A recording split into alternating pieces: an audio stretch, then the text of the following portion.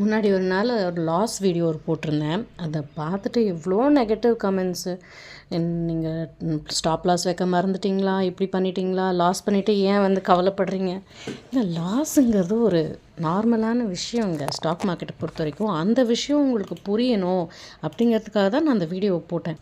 இப்போது நம்ம ஒரு ப்ராஃபிட் பண்ணி ஒரு வீடியோ போடுறோன்னா நிறைய பேர் என்ன நினைக்கிறாங்க, ஓ இவங்க பயங்கரமாக ப்ராஃபிட் பண்ணுறாங்க போல இருக்குது, டெய்லி 5000 எடுத்துருவாங்க, டெய்லி 10,000 எடுத்துருவாங்க அப்படின்னு நினைக்கிறாங்க.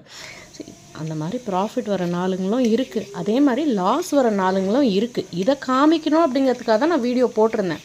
பட் அதை பார்த்துட்டு நிறைய பேர் வந்து ஒரு நெகட்டிவ் கமெண்ட்ஸ், நம்ம டிப்ரெஷன்லேயே இல்லைன்னாலும் நம்மளை ஒரு டிப்ரெஷனில் தள்ளுற மாதிரியான கமெண்ட்ஸு. எப்பா சாமி, அதனாலேயே வந்து இந்த ப்ராஃபிட் லாஸ் வீடியோ போட்டு தான் நிறுத்திடலான் இருக்கேன். ஸோ நேற்று வந்து ஒரு ட்ரேட் எடுத்திருந்தேன், அதில் வந்து ஒரு நல்ல ப்ராஃபிட் வந்தது. ஸோ அதை வந்து ஷேர் பண்ணுறேன். உடனே பார்த்துட்டு டெய்லி ப்ராஃபிட் பண்ணுறேன்னு நினச்சிக்காதீங்க.